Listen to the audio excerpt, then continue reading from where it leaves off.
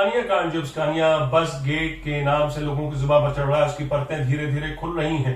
अब तक इस बस घोटाले में केंद्रीय परिवहन मंत्री नितिन गडकरी का नाम आ रहा था। आरोप लग रहे थे कि उन्हें रिश्वत दी गई, लेकिन आज कांग्रेस ने स्कानिया और प्रधानमंत्री नरेंद्र मोदी का कनेक्शन ढूंढ लिया, और वो कनेक्शन है Siddhi Vinayak logistics limited, SVLL। Ahmedabad की कंपनी दरअसल ट्रांसपोर्ट बिजनेस में है और इन दिनों सीबीआई जांच के भी दायरे में है। कांग्रेस का कहना है कि SVLL ही वो कंपनी है जो स्कानिया की भारतीय पार्टनर है, और 2014 के इलेक्शन में इस कंपनी ने मोदी, उनकी पार्टी बीजेपी को लग्जरी बस प्रोवाइड कराई थी, जिसे कैंपेनिंग में इस्तेमाल किया गया। इस लग्जरी बस में, इन लग्जरी बसेस में पैंट्री भी थी और टॉयलेट भी था, एसी की सुविधा तो खैर थी। SVLL ने बैंक ऑफ महाराष्ट्र से 800 करोड़ का लोन लिया और यहीं पर स्कैम शुरू होता है, मगर ये लोन चुका नहीं पाया। दरअसल जिस स्कीम के लिए SVLL ने बैंक से लोन लिया, वो स्कीम भी फ्रॉड निकली। कांग्रेस का आरोप है कि इस स्कैम का RSS कनेक्शन भी है। क्या आरोप लगाए कांग्रेस ने, वो भी आपको बाद में बताऊंगा।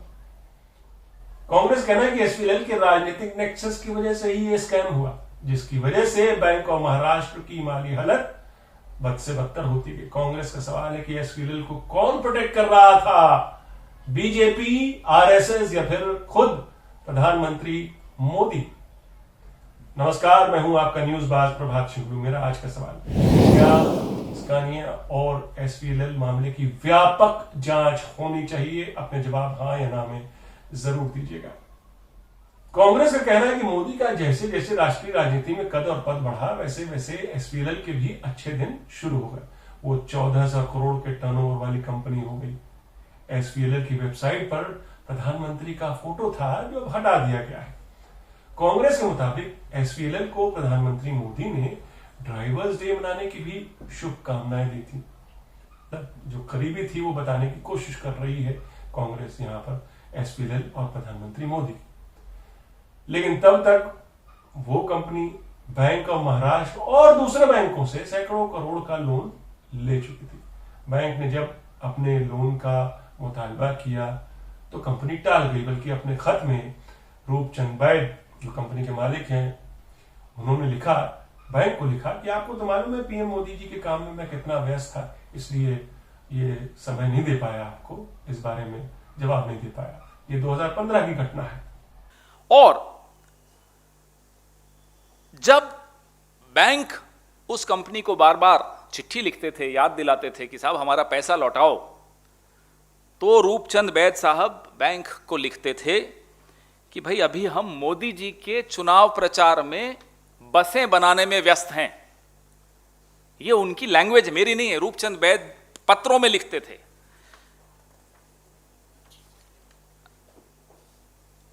The undersigned was busy with preparation of very specialized vehicles for 3D campaigning by Honorable Shri Narendra Bhai Modi and his team. These are the words. It took about 2 months, February and March. During this period, I could not attend to business work. ये रूपचंद बैद साहब bank वालों को लिख रहे हैं, अपने मजबूती दिखा रहे हैं कि देखिए मैं पॉलिटिकली, मेरे कनेक्शन देखिए, मेरे राजनीतिक रसूख देखिए। कांग्रेस के मुताबिक दरअसल SVLL बैंक ऑफ महाराष्ट्र का सबसे बड़ा डिफॉल्टर बन गया, मगर बैंक के भी हाथ बने थे, क्योंकि SVLL मोदी जी के करीबी थे। लेकिन सबसे बड़ा डिफॉल्टर होने के बावजूद न तो बैंक उसको NPA की श्रेणी में डाल रहा था, न बैंक उसको विलफुल डिफॉल्टर जो एक श्रेणी होती है, न उसमें डाल रहा था। क्यों? क्योंकि रसूख थे, क्योंकि वो चिट्ठी में भी लिख देते थे कि मैं मोदी जी के काम में बिजी हूं, मुझे डिस्टर्ब मत करो। दरअसल SVLL ने एक स्कीम चालक से मालक के तहत बैंक से लोन लिया। कांग्रेस का कहना है कि बैंक के गुजरात जोनल ऑफिस ने अपने हेडक्वार्टर से सलाह मशवरा किए बगैर, हेडक्वार्टर जो कि मुंबई में था बैंक का, उससे सलाह मशवरा किए बगैर इतना बड़ा लोन जो है कंपनी को दिलवा दिया।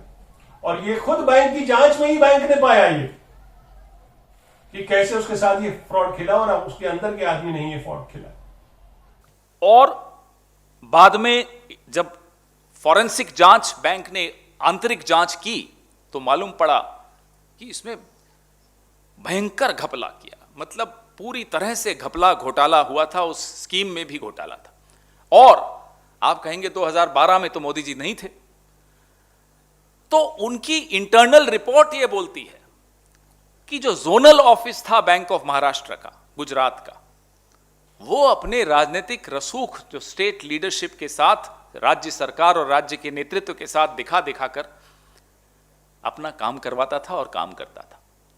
जोनल ऑफिस ने केंद्रीय कार्यालय से राय नहीं ली, उनसे अनुमति नहीं ली और ये ऋण दे दिए।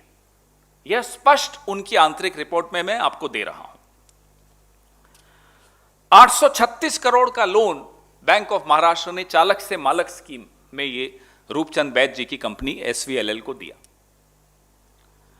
ये इंटरनल प्रोब है जिसका हमने इसमें चर्चा भी की है। The huge exposure taken by the zonal authorities were without express consent by the head office, violating its own credit policy. ये बैंक की अपनी रिपोर्ट है। बैंक के गुजरात जोनल ऑफिस में जो लोन दिलाया गया वो जोनल हेड देश पांडे की कोशिशों का नतीजा था। ये कांग्रेस का आरोप है, और कांग्रेस का आरोप है कि देश पांडे आरएसएस से जुड़े रहे।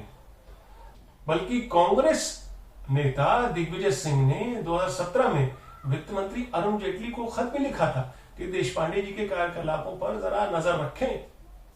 जो पीएन देश पांडे थे, ये general manager resource planning, Digvijay Singh ji के पत्र के बाद, सीबीआई इंक्वायरी के बाद इनको कुछ वक्त के लिए हटा दिया गया, सस्पेंड कर दिया गया, लेकिन फिर से बहाल कर दिया गया। अब इसका उत्तर बैंक के आप वरिष्ठ अधिकारियों से पूछेंगे तो उनके पास भी नहीं है कि उनको बहाल क्यों किया गया, और फिर उनको पेंशन याफ्ता करके जब उनकी रिटायरमेंट की उम्र आई उनको रिटायर कर दी। देश पांडे जी अब he is living happily ever after. Modi ji दूसरे टर्म पे आ गए हैं। बैंक ऑफ महाराष्ट्र की जो हालत है वो आपके सामने है।